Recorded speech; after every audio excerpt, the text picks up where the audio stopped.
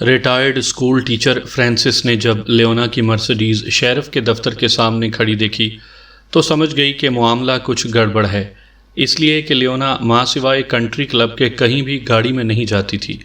Francis Sherif کے دفتر میں داخل ہوئی تو اس نے اپنی بیٹی لوسی کو فون پر مصروف پایا۔ لوسی کاؤنٹی شیرف بھی تھی۔ لیونا شیرف کی میز کے سامنے بیٹھی ہوئی تھی۔ فرانسس لیونا اس پر نگاہ پڑتے ہی پھٹ پڑی۔ میری بیٹی ٹیری اغوا ہو گئی ہے، رات کے وقت اپنے اپارٹمنٹ سے۔ کیا؟ تمہیں کیسے پتہ چلا؟ شیرف لوسی بدستور فون پر باتیں کر رہی تھی اور ساتھ ہی کچھ نوٹس بھی لکھتی جا رہی تھی، اس لیے کہ اس نے مجھے گھر پر فون کیا تھا۔ لیونا کا چہرہ پھیکا پڑ رہا تھا۔ 20 منٹ پہلے۔ کس نے تمہیں فون کیا تھا؟ مجھے نہیں معلوم کہ وہ کون تھا، لیکن وہ کسی مرد کی آواز تھی۔ میں نے اس کو ٹیری سے بات کروانے کو کہا، اس نے بات کروا دی۔ وہ شخص کیا کہہ رہا تھا؟ اس نے مجھ سے $5 لاکھ کا مطالبہ کیا ہے، ورنہ میں اپنی بیٹی کو کبھی نہیں دیکھ سکوں گی۔ لیونا نے یہ کہہ کر ایک سسکی لی۔ میرے پاس اتنی بڑی رقم کہاں ہے؟ ہر کوئی مجھے دولت مند سمجھتا ہے، جبکہ میرا شوہر… فرانسس نے اس کا ہاتھ دباتے ہوئے تسلی دی۔ تم نے بتایا کہ اس شخص نے تمہاری ٹیری سے بات کروائی تھی۔ ٹیری نے فون پر تم سے کیا کہا تھا؟ اس نے عجیب سی بات کی تھی، لیونا نے کہا۔ اس کے الفاظ کیا تھے؟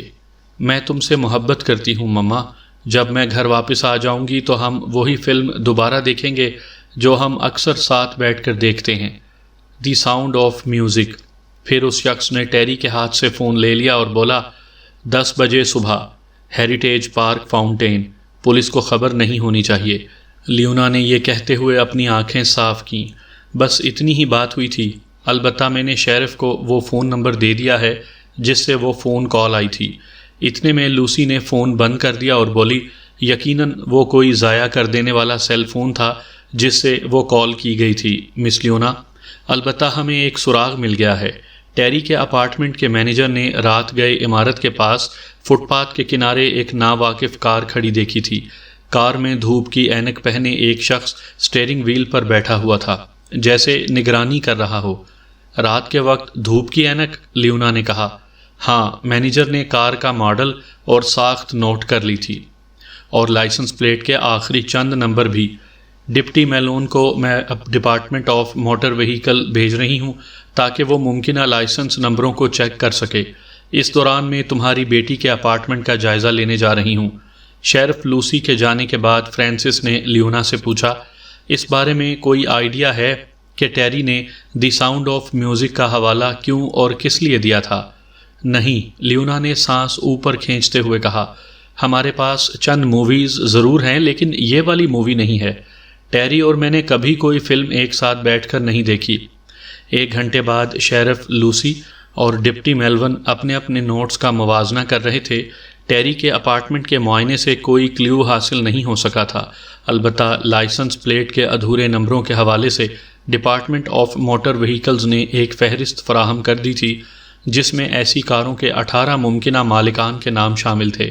ان میں سے 11 مرد تھے اور 5 افراد ایسے تھے جنہیں لیونا جانتی تھی۔ اس لحاظ سے اس کی بیٹی کا ان سے واقف ہونا بھی ممکن تھا۔ ان 5 افراد کی فہرست یوں تھی: نمبر 1، جان رابرٹ ہوگن، عمر 40 سال، بیمہ agent, State Side Insurance.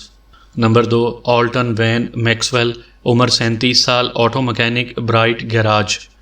Number 3، David Enrick McBride, عمر 23 سال، ماردلی کاؤنٹی جنرل ہسپتال۔ نمبر 4، کرسٹوفر، عمر 31 سال، ملازم، گیریزن پلمبنگ۔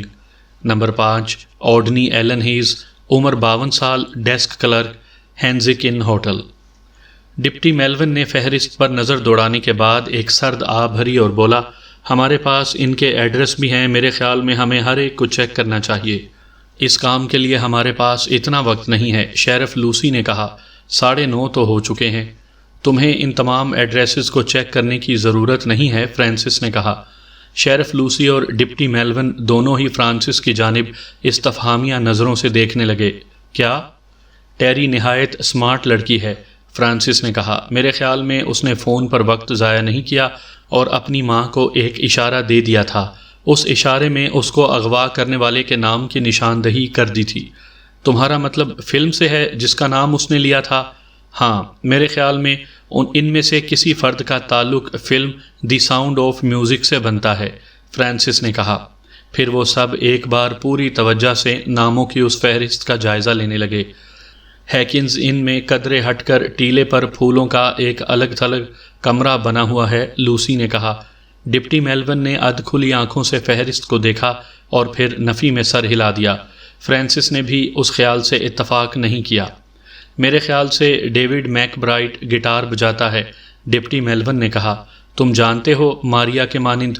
اس بار سب لوگ اسے شک کی نظروں سے گھورنے لگے۔ ان میں سے ایک فرد کا نام میکس ہے، شیرف لوسی نے کہا۔ سب نے نفی میں سر ہلا دیے۔ ایک طویل لمحے کے بعد فرانسس کا چہرہ کھل اٹھا۔ اس نے نظریں اٹھا کر شیرف لوسی اور اس کے ڈپٹی میلون کی جانب دیکھا اور فہرست میں موجود ایک نام کی جانب اشارہ کرتے ہوئے بولی، یہی ہے۔ سامعین کرام، آپ سن رہے ہیں اردو کہانی سریلا سراغ۔ مجھے امید ہے آپ کو میری یہ کاوش پسند آئی ہوگی۔ آپ نے اگر ابھی تک میرا چینل مائی وائس سبسکرائب نہیں کیا تو ابھی میرے چینل کو سبسکرائب کر کے بیل نوٹیفیکیشن آن کر لیجئے تاکہ آنے والی ہر نئی کہانی کی اطلاع بر وقت آپ تک پہنچ سکے۔ 15 منٹ بعد شیرف لوسی اور ڈپٹی میلون نے ملزم کے گھر پر چھاپا مار کر اسے حیرت زدہ کر دیا اور حراست میں لے لیا، ساتھ ہی خوفزدہ ٹیری کو بھی بازیاب کروا لیا۔ اسے کوئی گزند نہیں پہنچی تھی۔ انہوں نے ٹیری کو اس کی ماں لیونا کے سپرد کر دیا۔ بعد میں ٹیری شیرف لوسی کی جانب متوجہ ہوئی اور پوچھا کہ یہ اندازہ کس نے لگایا تھا کہ اغوا کرنے والا کون ہو سکتا ہے؟ سراغ رساں فرانسس نے، لوسی نے مسکراتے ہوئے بتایا۔ تمہارا مطلب ہے تم نے؟ ٹیری نے حیرانی سے کہا۔ میں شیرف لوسی ہوں، لوسی نے بتایا اور پھر اپنی ماں کی جانب اشارہ کرتے ہوئے بولی، یہ سراغ رساں فرانسس ہے۔ بلا معاوضہ اور بلا عنوان، فرانسس نے لقمہ دیا۔ لیونا دیر تک اپنی بیٹی کو سینے سے چمٹائے رکھنے کے بعد فرانسس کی جانب گھوم گئی اور اس سے بغل گیر ہو گئی۔ اس کی آنکھوں میں تشکر کے آنسو تھے۔ پھر اس نے پوچھا، وہ اغوا کرنے والا کون تھا؟ فرانسس نے دیگر تمام کی طرف دیکھا۔ کیا تم یہ سننے کے لیے تیار ہو؟ لیونا نے سر ہلاتے ہوئے کہا، ہمیں بتاؤ۔